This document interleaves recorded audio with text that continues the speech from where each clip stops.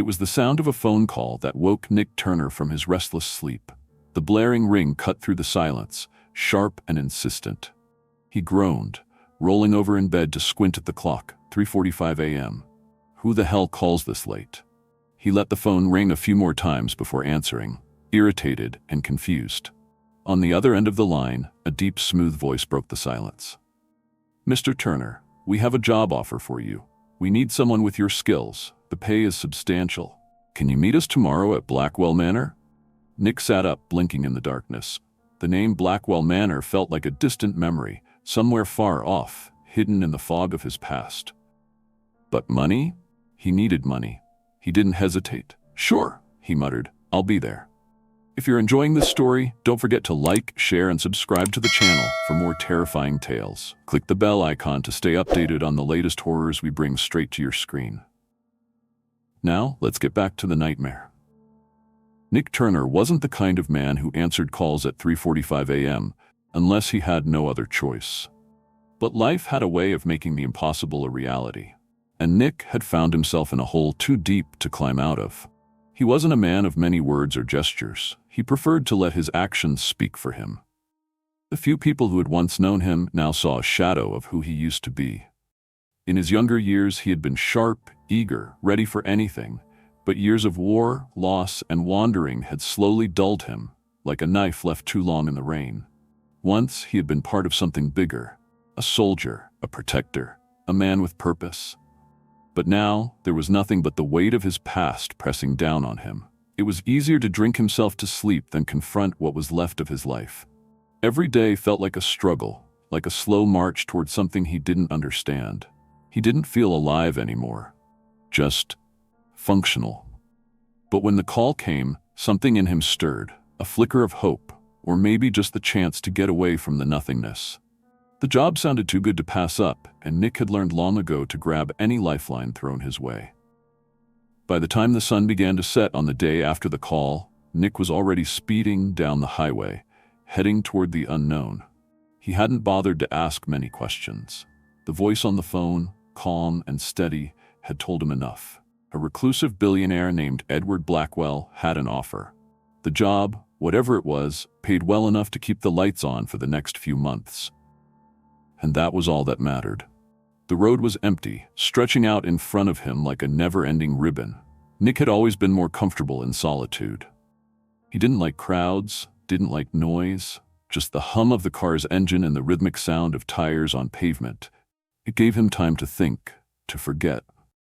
Blackwell Manor, though, he had heard of it back when he used to have a life worth living. The estate was said to be nestled deep in the woods, far from the reach of society, a place of wealth, but also of mystery. People whispered about the mansion, the kinds of whispers that hinted at strange happenings, secrets buried beneath the polished exterior. But Nick didn't care about whispers. He didn't believe in ghosts or rumors. He believed in paychecks. He believed in surviving. When he finally reached the end of the road, a large, wrought iron gate loomed in front of him. The Blackwell estate. The gate creaked open slowly as Nick's headlights illuminated the long driveway ahead.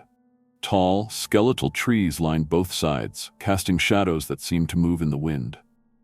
The mansion itself stood at the end of the drive, towering and imposing, shrouded in darkness. It wasn't the kind of house you saw in pictures, full of life and laughter. No, it was a house that had seen too much, a house that knew too much. Nick parked in front of the grand steps leading up to the entrance and killed the engine. Silence. The world around him felt thick, heavy with an unseen presence.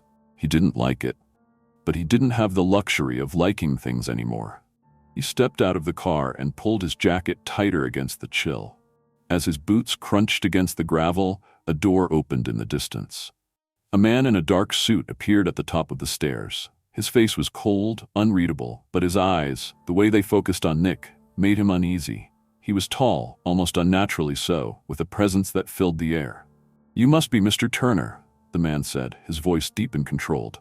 "Yeah, Nick Turner." Nick didn't offer his hand. He didn't need to. The man nodded as if it was the expected response. "I'm Richard. Mr. Blackwell is expecting you." The door behind him opened wider, revealing a dimly lit hallway inside. Nick couldn't shake the feeling that he was being drawn into something much bigger than himself, but he had no choice. He followed Richard up the steps and inside. Inside the mansion, the air was thick with the smell of old wood and something musty. The floors creaked underfoot as they moved deeper into the house, the only sound the faint echo of their steps. The walls were lined with heavy portraits, too many of them. They seemed to stare at Nick as he walked by, their eyes fixed and unblinking. Every room he passed felt like it was frozen in time, preserved in some dark memory. At the end of the hall, Richard opened a door and gestured for Nick to enter.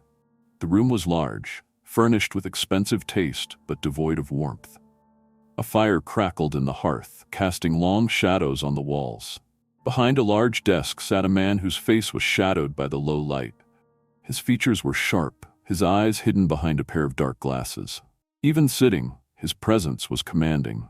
"You must be Nick Turner," the man said, his voice smooth and calculating. Edward Blackwell, the billionaire, the man whose name had been tied to wealth, power, and more than a few rumors. "I am," Nick replied, standing just inside the door, unsure of what to do next. There was something about Blackwell that set him on edge, but he couldn't quite place it. "You've come highly recommended. I've heard about your skills. I think you'll be the right fit for this job." Blackwell leaned forward slightly, folding his hands on the desk. "It's simple. I need protection. Someone who can ensure my safety. You'll stay here, on the estate, for the duration of the contract. There's a generous salary involved." Nick nodded, trying to keep his face neutral. He had no idea what he was getting into, but the money was tempting. The job could be exactly what he needed to get back on his feet. "Why here?" Nick asked. "Why stay in a place like this?" Blackwell's smile didn't quite reach his eyes. "This is where I feel safest. Where I can be myself. There's no other place like it." Nick didn't ask any more questions. He didn't need to. The money was the only thing that mattered. Nick was escorted to his quarters, another large, cold room that smelled of dust and something else, something older. He was left alone, the door clicking shut behind him with an unsettling finality. For a moment, he stood in the middle of the room, just listening to the silence. He sat on the edge of the bed, trying to shake the feeling that something wasn't right. But then, it was easy to ignore. After all, he'd learned to ignore the whispers in his head long ago. Tomorrow would be another day, another job, another paycheck. The second day at Blackwell Manor didn't feel much different from the first. Nick woke up to the same silence, the same strange atmosphere that hung in the air, thick and unsettling. He rubbed his eyes and swung his legs over the side of the bed, his feet hitting the cold wooden floor. He didn't need to check the time. He already knew that the clock in this place would never show anything but the hours slipping by without meaning. He dragged himself to the small bathroom attached to his quarters, splashed cold water on his face, and stared at his reflection in the cracked mirror. The man looking back at him was familiar, but not quite the same. A ghost of who he once was. His eyes were dull, his skin a little thinner than before, a face worn down by time and the weight of too many bad choices. But then, it was too late to fix any of it now. Nick didn't waste time on self-pity. He had a job to do, no matter how strange it seemed, no matter how off-putting the house was. The mansion's vast, empty halls were his responsibility now, and Blackwell had made it clear the job wasn't just about protection. There was something else, something unsaid. Nick wasn't in a position to question it. He wasn't in a position to question anything. He left his room and made his way down the long hallway, the floorboards creaking beneath his boots with every step. The shadows seemed to stretch longer than they should, the light from the dim windows casting everything in an unnatural glow. It was a place frozen in time, stuck in the past. But then, maybe that was the point. Money had the power to preserve things, to keep them intact, long after they should have decayed. Nick met Richard in the main hallway, as expected. The man didn't speak much, just led him toward the dining room.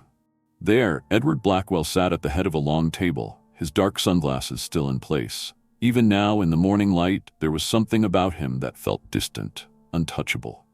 His family sat with him, all of them perfectly still, perfectly composed. The woman sitting beside Edward was Margaret Blackwell. She was beautiful, but there was an artificial quality to her beauty, something too perfect, too serene.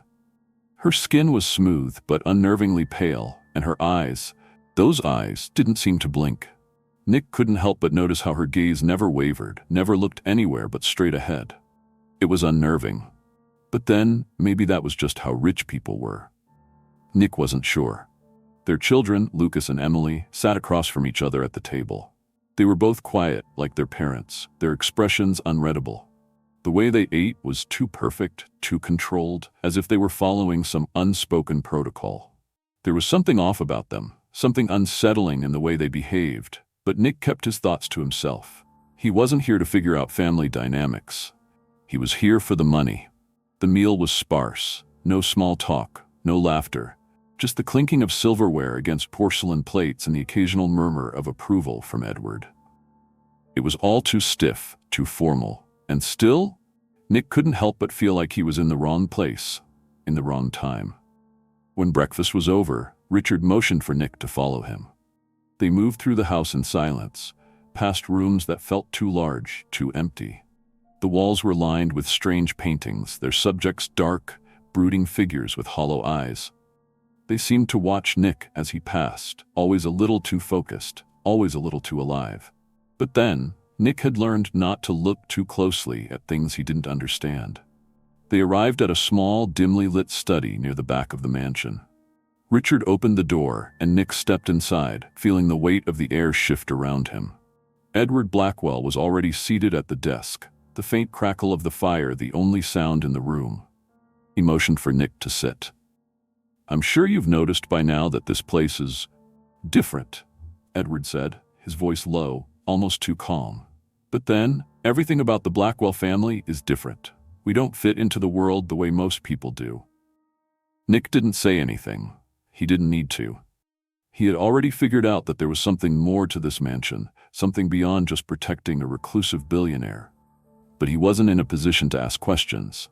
Not yet. "I hired you to protect me, yes," Edward continued, his fingers drumming lightly on the desk.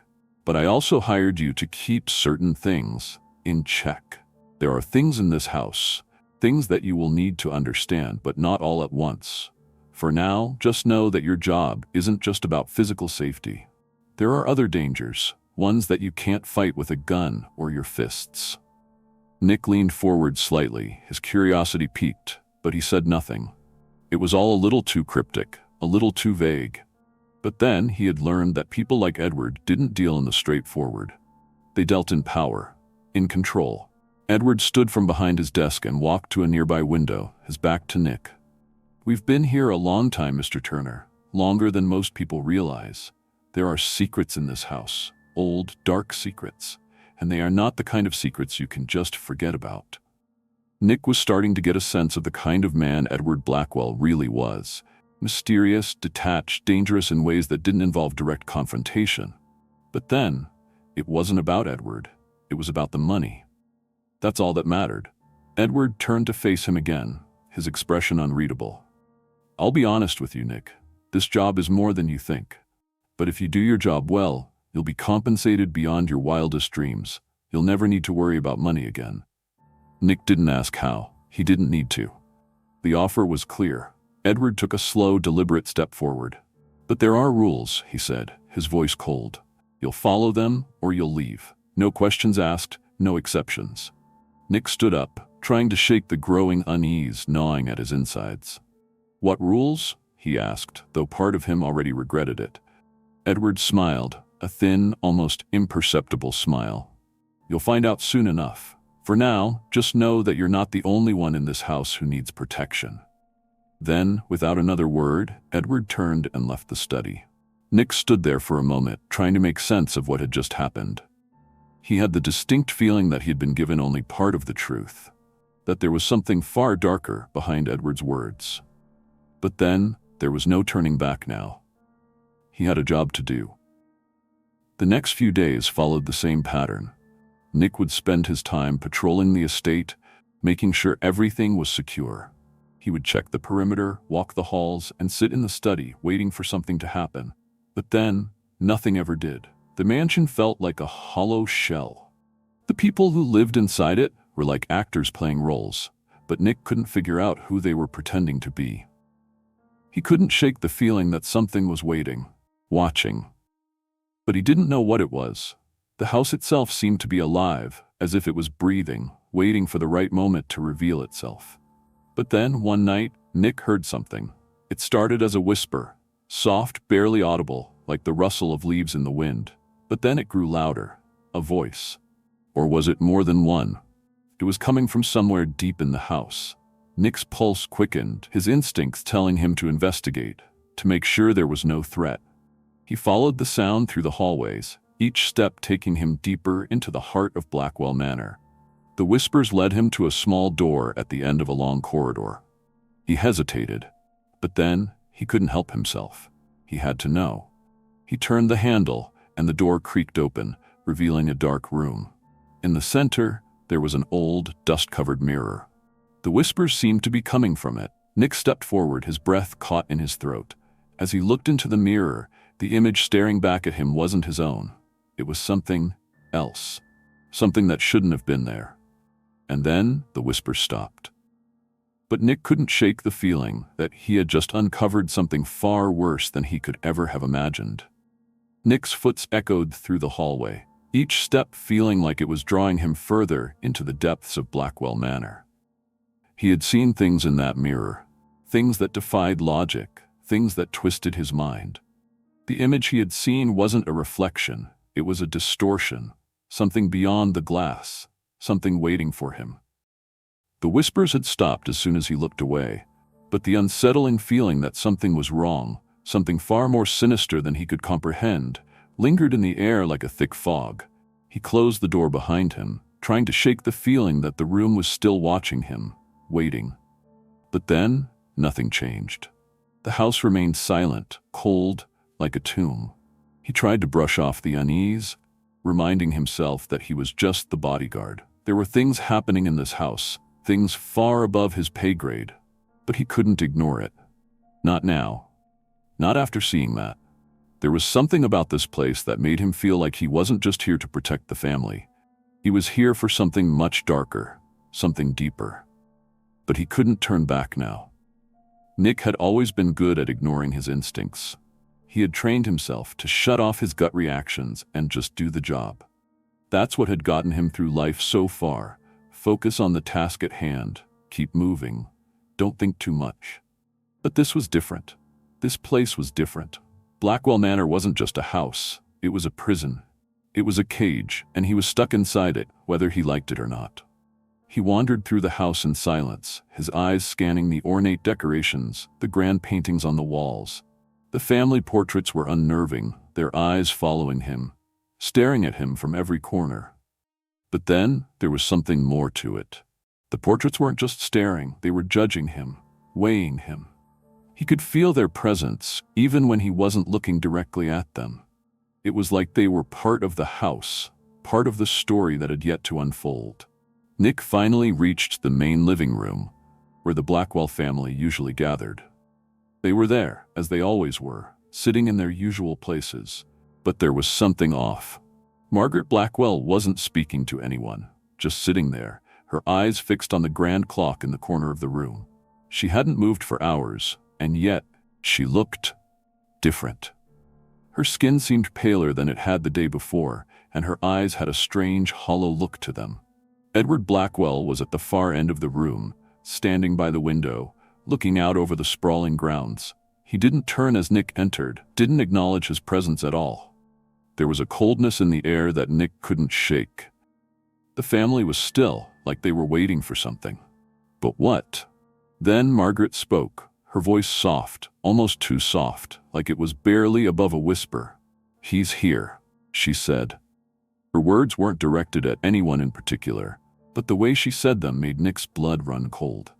It was as if she was speaking about something far more important than just his presence in the room, something that had been set in motion long before he had arrived.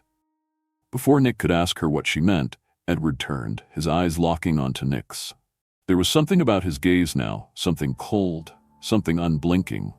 It felt like Nick was being examined, like he was under a microscope. "You've seen it," Edward said, his voice low, almost casual, but there was an edge to it. "Haven't you?" Nick didn't respond. He couldn't. His mouth was dry, his throat tight. The image from the mirror flashed in his mind again, and for a moment he wondered if he was going crazy. But then he remembered the job. He wasn't here to ask questions, he was here to protect. "Yes," Nick finally said, his voice barely above a whisper. "I've seen it." Edward's expression didn't change. He didn't look surprised or even concerned. It was as if he had been expecting Nick to say exactly what he had just said. "Good," Edward replied, his tone flat. "Then you understand. You understand what's at stake here." Nick's heart raced. He felt like the walls of the house were closing in on him. That there was something about this place, something that he didn't understand, that was pulling him deeper into its web. He was already in too deep. There was no way out now, not unless he wanted to walk away from everything he had ever known, everything he had ever wanted. But then, it wasn't just about the money. It was about survival. And right now, Nick wasn't sure which was more important.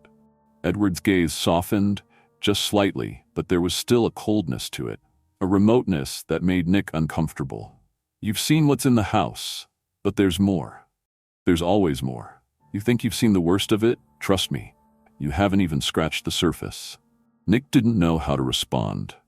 His mind was racing, trying to process the weight of Edward's words. He had thought the house was just strange, but now he realized it was something far worse. It wasn't just the house that was haunted, it was the family too. They were tied to this place, bound by something older, something darker. "What is it?" Nick finally asked, his voice barely above a whisper. He didn't care if he was stepping out of line anymore. He needed answers. Edward's eyes flickered for a moment, and then he stepped closer, his voice low, almost conspiratorial. "This house was built on a curse, a long time ago before my family came here, but when we arrived, we became part of it. The curse follows us. It's bound to us, just as we are bound to it." Nick shook his head, trying to make sense of it. "A curse?" Edward nodded slowly. "Yes, a curse. The house was never meant to be lived in. It was built as a place of sacrifice, a place where dark things were trapped. But over time, people moved in. People like us. People who thought they could control it. But we can't. We never could. And now, it's too late." Nick took a step back, his thoughts swirling. He couldn't process it. A curse? Sacrifice? This wasn't the kind of thing you heard about in the real world. This was the kind of thing you saw in movies. And yet, standing in front of him, Edward's face was cold, his words dripping with an unsettling certainty. "But then, why hire me?" Nick asked, trying to find some sense of logic in all of this. Edward's expression hardened. "Because, Mr. Turner, we are not the only ones who want to be free of this house. There are others. There are those who would do anything to take what we've built. They would destroy us to get what we have. That's why you're here." If you enjoyed this spine-chilling tale and want to see where the story goes next, don't forget to hit that like button and subscribe to the channel. Make sure you turn on the notification bell so you never miss an update. Share your thoughts in the comments. What do you think is really going on at Blackwell Manor? And if you're craving more horror stories that will keep you up at night, check out our other videos. Stay tuned for the next chapter. You won't want to miss what's coming next. Thanks for watching, and remember, always be aware of what's lurking in the shadows.